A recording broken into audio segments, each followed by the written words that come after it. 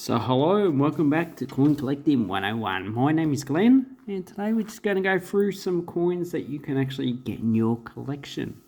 So I have purchased a few of these coins. Actually I've purchased all of these coins. I can't have stolen any because, you know, stealing is just bad. Getting them for free, yeah, that's even better.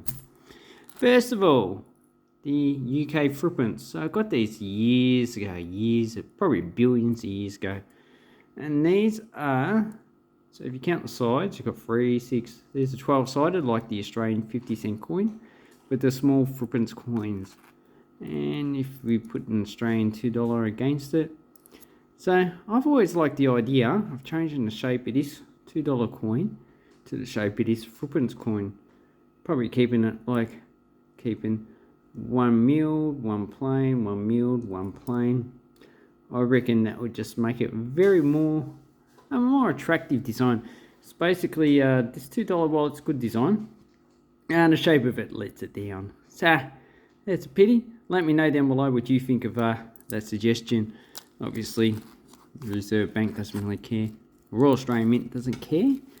Okay, so I got some German coins. So I've got 2, 5, 10 and 50 Reichspfennigs. I've got a 1 Reichsmark. Got 2 Prussian coins. I think they're Prussian. A and B. And I've got a guinea. So that's the main coin that I like are the 2 Prussian and a guinea coin. Not really that interested in the other 2. But I just get these. The Prussian coins I usually don't get to resell.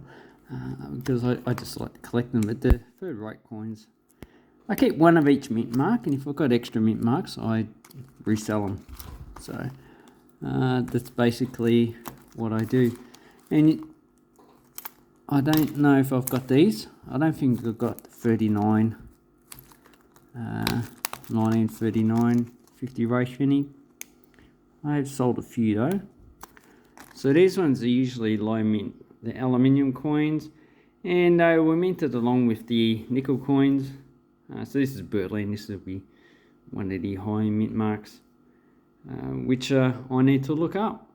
But first, if anyone wants to know what the temperature is where I am, ooh, look at that, 35 degrees. And no, that's not even the hottest that we had it. I did take a screenshot of 2016 when it was 42. So this coin, a Berlin, has a mintage of 5 million. That seems to be the standard of majority of 50 Reichspfennig coins of all the mints. Generally, Berlin has the highest mint, and then you've got the other mints, which are usually between 3 and 10 million coins. Generally, it's in the range of 5 million. So this one, well, it's probably not too hard to get. It's probably also not that easy to get in higher grades. Then we have the other denominations. So you'll notice that there is no 20 or 25 Reichspfennig. That's because Germany doesn't have a historical precedence of actually issuing those denominations. And we have B, which is Vienna, and we have D, which is Munich. And what you need to do, the 1936 coins are actually the hardest to get. So these are both 1938, so they should be pretty common. And on Numeracy, you can check out the mintages. So for B, we've got 7.8 million. So which one's that? Yeah, 7.8 million there. And for D, we have 16.9 million. So it's about double that. So this one will be the one to actually get, but I'm not too sure for. On Numeracy it does say I do have them, so maybe I'll just resell these for about, I don't know, probably about $5 to $10. Then we have a high grade coins. This is a 1939, and it's a 5 Reichspfennig, which is aluminium bronze. So these are the same metal as the Australian $1 and $2 coin, and yeah, you can see. So what you're looking for in these coins is error coins. And it doesn't look too well circulated, but I see there's a problem with the date, the swastika, also the top of the eagle. Just remember, in Buddhist and Hindu culture, a swastika has a positive connotation, so it's not negative like we've just had it in the Western culture. So, okay, 1939, and we want D, 8.3 million. So that's one to keep in high grade. And this one looks like it has a double rim up the top. So with these, what you're actually looking for is low mints and error coins. So it's actually not too bad. Then we have the two Rush Phoenix. So they issued these up until 1940, and then they just withdrew them. So they issued the zinc coins in 1940 as well, but they didn't issue a two Rush Phoenix, which, it's a pity. That would have been a good zinc coin, but if you got two bronze coins and then two aluminium bronze coins, and then you got nickel coins, making 1, 5, and 10 Rush Phoenix zinc, and then put the 2 in that lot, would have confused people. So this one's E. So this one's, how do you say that name? That is Muldenhütten. So it was closed down by the East Germans in 1953. But that mint, it was in Saxony, but that mint was just pretty much totally destroyed by the end of the war.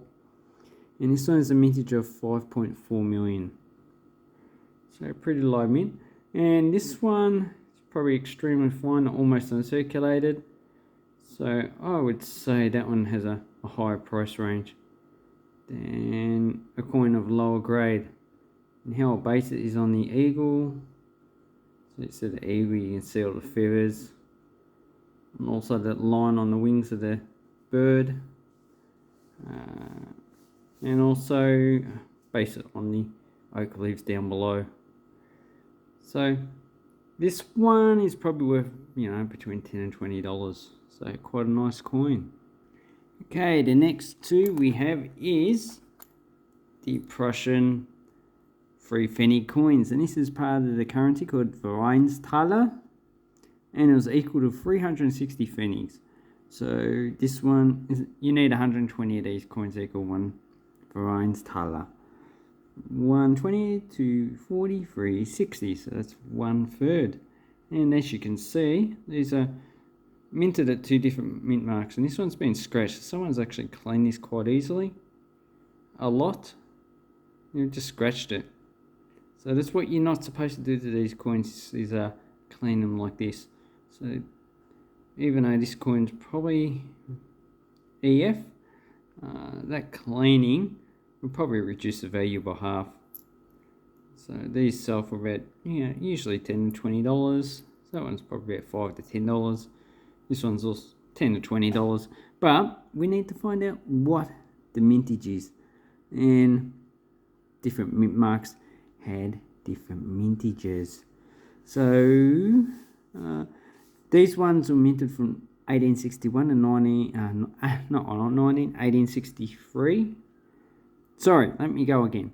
These coins are minted from 1861 to 1873, because in 1873 and 74, they actually changed over to issuing the decimalised currency of 1 mark equals 100 Pfennig. And those were the coins of United Germany. So I've looked at the mintages. These coins don't have any mint, how many were actually minted. But based on the percentage of coins, so 12% of, 12% of people have the Berlin mint mark. And only 5% of people, so that means 5% of all people who have this coin, have the B mint mark. And the B mint mark is Hanover. So Hanover used to belong to the UK as a monarchy, and the only other one is C mint mark, which is Frankfurt. So Scheidemunz means it's a base metal coin, not a silver coin. And these ones, so if we look at the side, this one seems to be milled. These are generally not milled. this coin here is. So I need to look into that. It seems a bit weird. So, as this coin has milling on the edge, I reckon it might have been a reused flan. Also, you got that lip there, so that's also a bit strange too. Maybe it was just a little bit too big. So anyway, this might have been an overstruck coin, but I don't see any evidence of actually it being overstruck. Usually you might see some evidence. We do have a die crack up here, which is also what you're looking for. So you've got milling, you got die crack up there between the einen and Thaler. So this is 120 einen Thaler. Is there any evidence of errors? No, it's a bit dirty, but that's about normal. And yeah, scratchy. So that one seems to be quite normal. Yep, so there's those coins. And then we have the Guinea coin. And this one was issued in 1952. So this one's actually well circulated. Guinea coins actually are quite hard to actually get for the pre-decimal coin. Any of them. The last coins they issued in 1977, they're bloody expensive. And when we talk about Guinea, we're not talking about Guinea the country now, we're talking about Guinea-Bissau. So that's a very interesting country. Very poor. Now they use the East African franc. And this was a 1 year issued, so they only issued 2.5 escudos in 1952, that's it. So they would have had to import a lot of coins from Portugal itself and probably other colonies. But the mintage of this one's 3 million. And this condition probably worth about $10 because ones in higher grade are worth probably $50-$60. So they're really expensive coins to get. Then we have 2 coins in in these holders.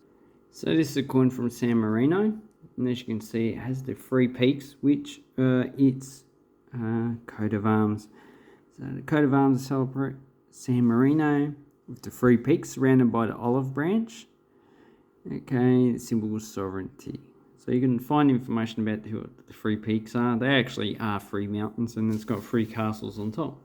And this is a large copper coin, not bronze. It's a bit strange because in 1894 a lot of countries were issuing bronze, not copper. 10 grams, 30 millimeters, so it's based on the Italian coin. As you can see, it's R mint mark, which represents Rome. And this one is a mintage of 150,000. So this one I think I bought for $15, and they usually go for about 20 to 30. So that's a nice coin there. And the last one that we have is Sao Tome e Principe. Before I get to the last coin, we have I forgot about this one, so the 51 Reichsmark, 1935, it has a mintage of about 50 million, but it seems a majority of them most likely were destroyed, so remelted for the German war effort. And so these ones are about between $10 and $25 in these grades, depending on who you buy from. The last one I got is country I'm very interested in, St. Thomas and Principe. This is so this celebrates 500 years of Portuguese colonisation, and it is a 50 escudo. So this was the highest denomination they actually minted. It's in silver, so it's 65% silver. It's 18 grams, so that gives the silver value of about $13. But these ones pretty hard to get. The mintage was 150,000 with 200 proof, so 200 is pretty low. So the cheapest I've seen these is $20. I'm not too sure on the actual cost. So I'm not too sure why it is so low of a mintage of 150,000, because the other denominations like the 20 escudos has a higher value in the mintage range, but it is actually worth a lot more. So the only thing I can gather is that there's a lot more of these around than the Escudo series, which are pretty hard to get. Yes, the one I see is $20 with free shipping. Yeah, so that's actually pretty good. Anyway, I hope this helps you with your coin collecting. Let me know what you think, which coin you think is the best. Me, I like the San Marino coin, so I like this one, and I like the St. Thomas. So most of these are probably going to go on resale. I don't think I've got any good ones to keep, except for the Guinea. I'll keep that one and put that in the collection. Anyway, thank you very much and have an awesome coin and banknote collecting time. Thank you and goodbye.